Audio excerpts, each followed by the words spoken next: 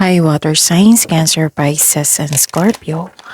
Welcome po sa ating channel at ito ay inyong Daily Gabay Tarot reading for June 15, 2024. Please be reminded kung naka-resonate kayo, comment down. Kung hindi kayo naka-resonate, ibigay na po sa iba kasi general reading po ito.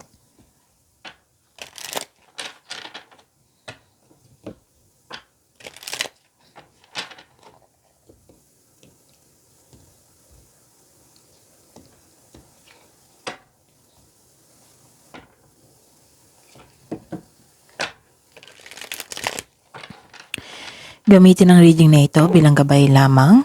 Please like, subscribe, and click the button for notification para updated po kayo sa daily tarot reading natin. Maraming salamat po.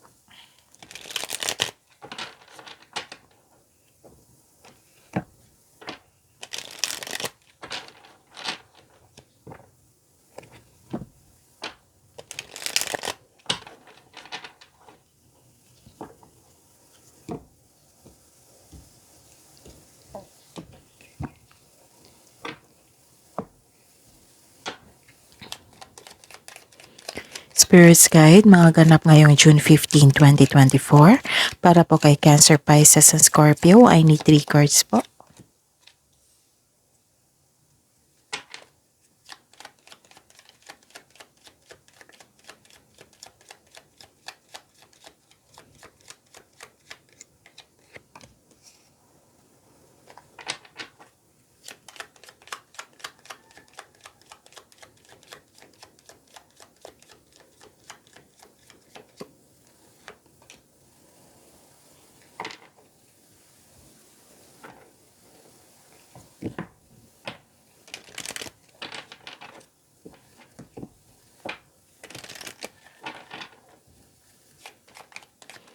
Spirit's Guide, mga mensahe po para kay Cancer, Pisces, and Scorpio ngayong June 15, 2024.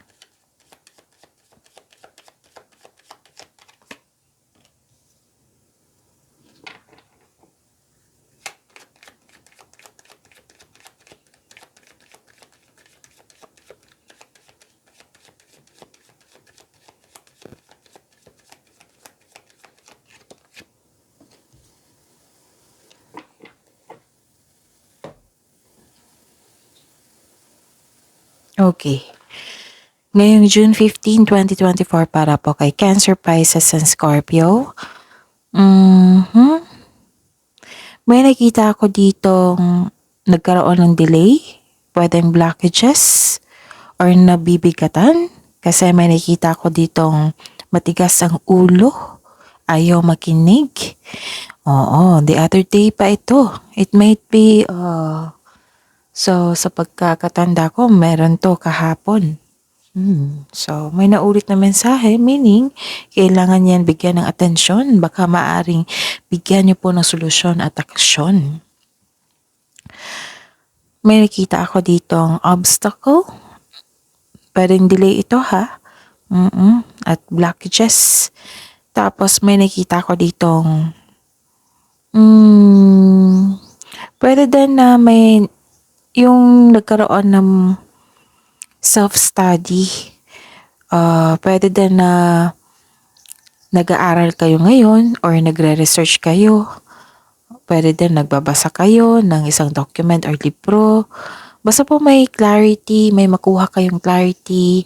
Pwede din sikreto, may makuha kayong knowledge or learning sa mga ginagawa nyo ngayon. Tapos may nakita ko dito na it might be nagkaroon ng clarity kasi nagkaroon ng delay or at saka may concern sa isang tao na sobrang stricto or matigas ang ulo, ayaw makinig. And may nakita ko dito nag-uusap na isang grupo ng tao. It might be this is your family kasi may nag-uusap po dito na isang property na maaaring bumili kayo or improve ang inyong bahay or magpatayo kayo ng bahay. May iniisip kayo ngayon. Basta may grupo ng tao dito nag-uusap. And may nakita ko dito domestic matters and yung nagkaroon ng staycation sa bahay. Yung relax ka lang, magiging kalma ka lang kung nasa bahay kayo. You felt comfort and security pag nagstay kayo sa bahay, ganun. And ang mensahe po para sa inyo is support is all around you. Yes, indeed, kasi may nakita ko dito nag-uusap Nag-uusap na grupo ng tao. It might be this is your family na nagbigay sa iyo ng suporta. Tapos, kung ano yun daw yung gusto mong gawin, ang sabi po dito, begin now. Take your first step.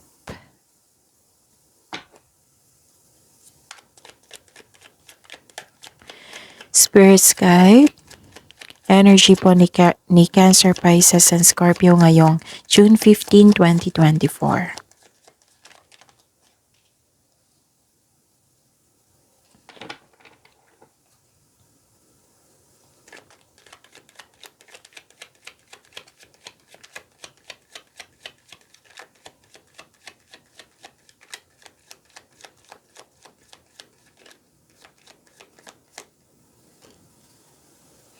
Okay, reminder lang po, Cancer, Pisces, and Scorpio. Panoorin niyo po yung Daily Gabay Tarot reading niyo from yung weekly, pwede din. June 11, 12, 13, and 14. Kung may naulit po na mensahe dito, meaning to say, kailangan yung bigyan ng atensyon niyan at baka kailangan po ng bigyan ng solusyon at aksyon. Kasi kailangan ma-resolve yan. Pinupush kayo, gawin nyo to kasi may magkaroon ng pagpapago, magkaroon ng development, magkaroon ng anong tawag nito? Yes, new beginning at magkaroon ng solusyon sa inyong problema. Kasi maaring humiling kayo kasi mahilig din kayong magdasal. Oo, Cancer, Pisces, and Scorpio, malapit kayo sa universe, sa ating God. Maaring humingi kayo ng sagot sa mga katanungan, tapos binigay dito. Yung mensahe, yung sagot. And maaari din humingi kayo ng solusyon sa inyong problema at pinadaan dito. So, kailangan mag-pay attention kayo sa ilang readings. So, ayun. Yun yung dahilan kung may repeating message. Kailangan yung bigyan ng atensyon yan, solusyon, action, para may magganap ng pagpapago, development, growth, masolusyonan yung problema nyo, yung mga katanungan nyo, may ma-discover kayo, ganun. Okay? At sa mga suki ko dito na Cancer, Pisces, and Scorpio na humihingi sa akin ng monthly Gabay Tarot reading sa akin, so PM nyo po ako for schedule. Kasi open pa rin po yung June 2024 monthly Gabay Tarot reading nyo pa, okay? And, ayun, sa mga bago dito na gustong magpa-personal reading, andito po sa baba ng video nyo, sa description box mismo, may nakapost na link po dyan. At i-click nyo po yung link na yan para ma-message po ako for inquiry and for booking. Okay, so today, June 15, 2024, para kay Cancer, Pisces, and Scorpio. May nakita ko ditong awakening, pagtanggap, acceptance, may purpose ang lahat, may self-assessment, atonement, may transformation. Yung nagkaroon ng power, like for example na nagkaroon ka ng confident. May parating po dito na paghahatol or may pagbubunyag at may magsusorry sa iyo. So this is the clarification of your card here, diba? May sabi ako kanina na may clarity, may mabubulgar na sekreto, ganon.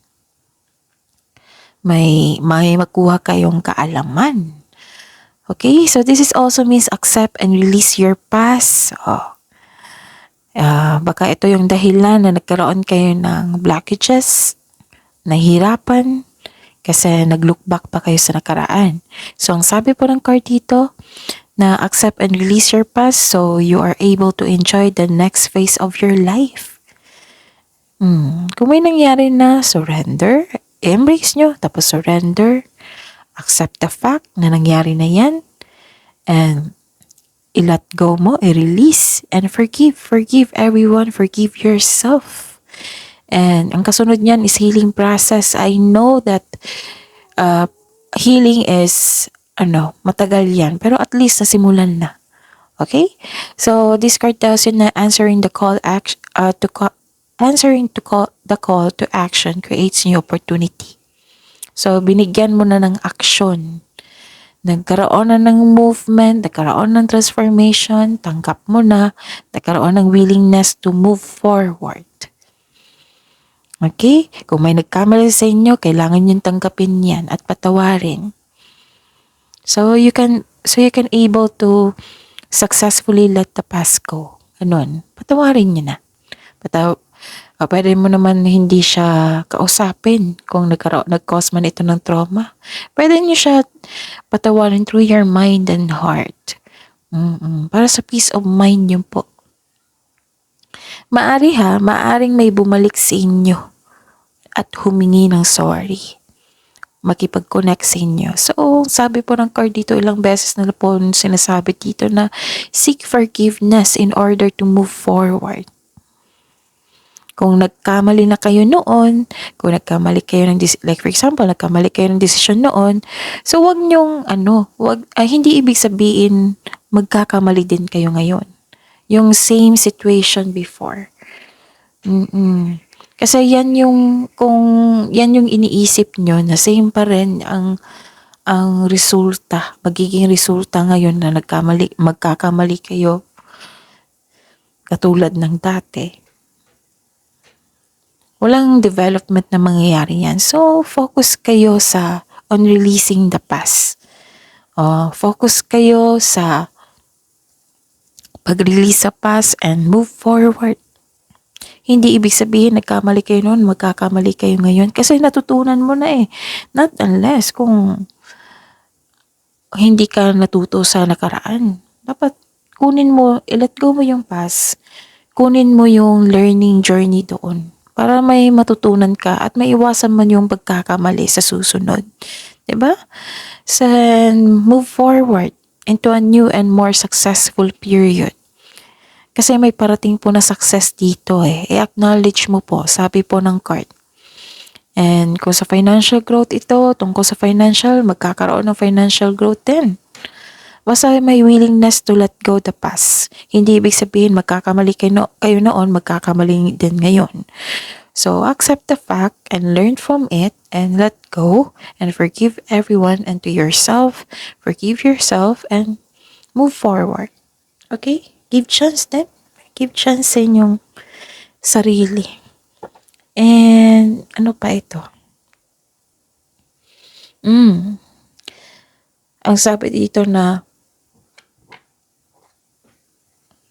may concern kayo sa isang tao na very controlling or judger. So, this is the clarification of your card here na may tao nga na may concern kayo. It might be sobrang stricto, ayaw makinig, dictator, very controlling, ruthless, hindi honest sa kanya sarili at sa inyo. Ganon, may concern kayo sa taong yan. So, ayun. Spirit Guide, Career and Money po ni Cancer, Pisces, and Scorpio ngayong June 15, 2024.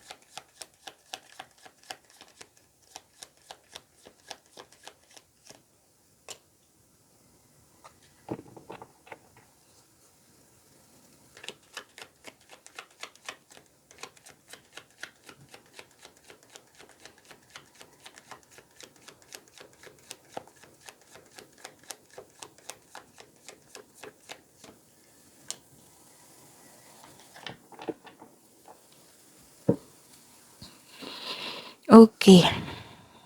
So, this is your career and money, ha? Cancer, Pisces, and Scorpio. Nakita ko dito, sobra kayong nasaktan. Pero, magkakaroon ng ending with new beginning. This is a completion of cycle. Yung pagtatapos sa isang mapait na sinapit. magaganap yung pagbabago kung ikaw mismo ay willing yung tanggap ang pagkakaroon ng pagtatapos. Oo, kailangan ng willingness to move forward. So this is the clarification of your cards here.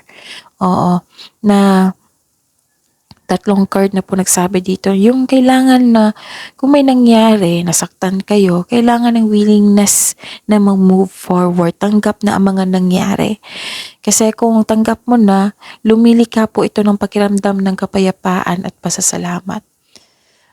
And sa career and money nyo to, may nakikita ko dito na yung mawawala na ang blockages. So, this is a clarification of your card here. Diba may nasabi ako na blockages.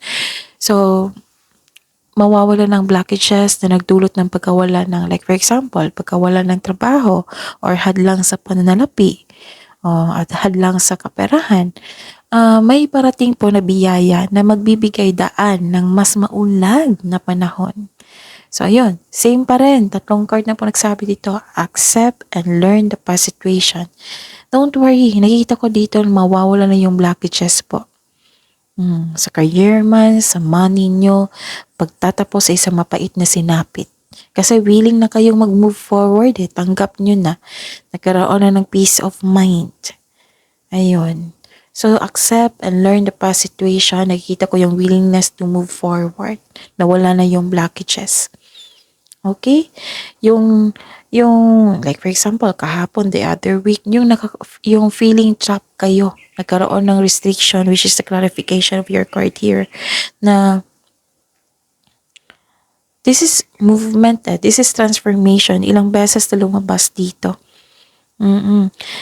Like for example, nagtatrabaho ka sa isang kumpanya na hindi mo gusto, nawalan ka ng pag-asa, or baka takot ka lang umalis sa inyong posisyon kasi baka akala mo na yung takot kang magkamali. So, apat na card na po nagsabi dito, takot kang magkamali. Takot kang yung hindi ka confident sa inyong decision. Gusto niyo mag-move out sa inyong comfort zone, pero takot ka na magkamali. Kung nagkaramdam kayo ng takot, siguraduhin yung tama yan. Tama yung plano nyo. Tama yung decision nyo. Para magiging confident kayo. Tapos, ayun. Kasi some of you nagkaroon ng decision dito na mag-level up.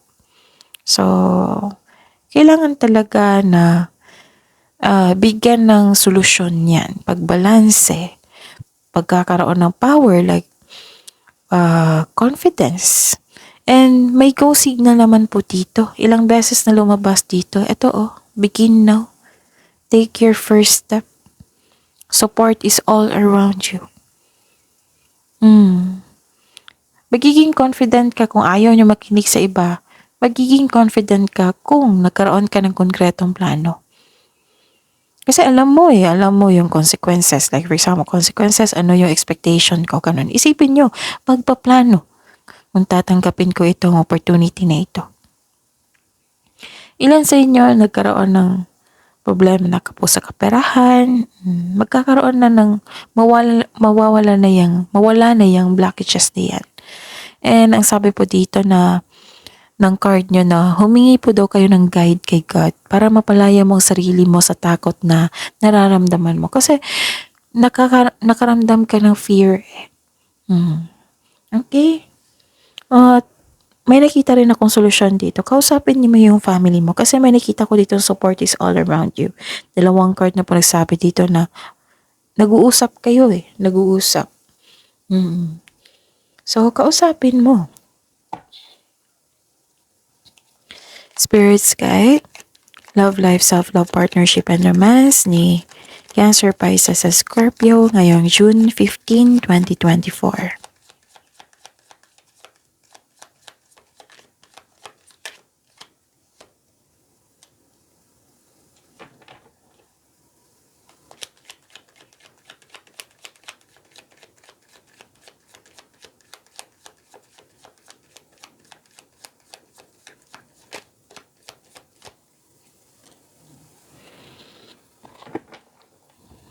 Yung lang sa inyo, hindi nyo inalagaan yung sarili nyo. So, alagaan nyo po ang sarili. Magbigay ng panahon sa inyo sarili, sa pamilya. Okay? Kung may kakilala kayong buntis dyan na may connection kayo, so sabihan mo magpa-check up sa doktor kung kailangan po. May nakita rin ako ditong, anong tawag nito? Sa mga single dyan, nag-iisip kayo ng ideal type mo. Yung romantic partner who is fun to be with, yung outgoing, talkative, and ready to have adventures. Para sa mga marelasyon sa buhay mag-asawa, wala akong nakitang problema dito. Masaya kayo at stable. At, yun. Yung alagaan nyo po yung relasyon, ang inyong sarili, at ang inyong, lalo na yung sa mga buntis dito. Okay? So, alagaan niyo po yung sarili niyo. That is your reading. Cancer, Pisces, and Scorpio. See you po tomorrow. Please like, subscribe, and click the button for notification para updated po kayo sa daily tarot reading natin. Maraming salamat po.